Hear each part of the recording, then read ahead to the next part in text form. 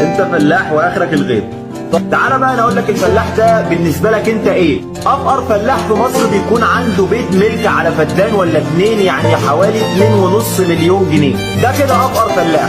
فما تجيش انت بقى يبقى كل اللي حيلك ابوك شقه ايجار وتتريق على واحد ما يرضاش يشغلك عنده تحت البهايم. انت مش مصدقني؟ والله العظيم زي ما بقول لك كده، انت لما بتلبس تيشيرت ب 100 جنيه بتبقى ماشي تتفشخر فيه على طوب الارض، في نفس الوقت اللي الجلابيه اللي الفلاح لابسها دي قماشها بيوصل ل 1000 جنيه، ده غير تفصيلها. ولو التريقه على الطباع مش عشان ان هم فلاحين، انزل اي مكان في مصر يعجبك سواء التجمع او مدينتي الاماكن الراقيه دي، وخبط على اي شقه فيهم وقول له انك انت من بره البلد وعايز تبات عنده النهارده، ولو دخلك من باب الشقه يبقى تف على وشك. تعالى بقى روح اي قريه ريفيه في مصر وخبط على اقل بيت فيهم وقول له انك من بره البلد وعايز تبيت عنده النهارده، شوف هيعمل معاك ايه. اقسم بالله ممكن توصل انه يبيت ابنه بره البيت عشان يدخلك انت.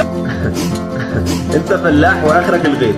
طب تعالى بقى انا اقول لك الفلاح ده بالنسبه لك انت ايه؟ افقر فلاح في مصر بيكون عنده بيت ملك على فدان ولا اتنين، يعني حوالي 2.5 مليون جنيه. ده كده افقر فلاح.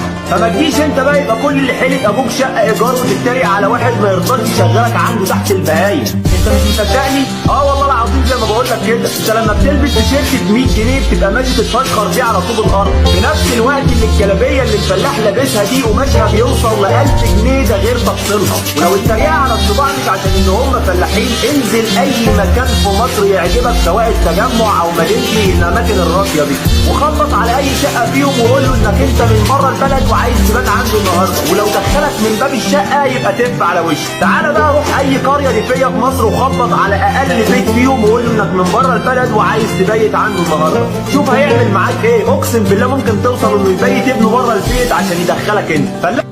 انت فلاح واخرك الغيط. طب تعالى بقى انا اقول لك الفلاح ده بالنسبه لك انت ايه؟ افقر فلاح في مصر بيكون عنده بيت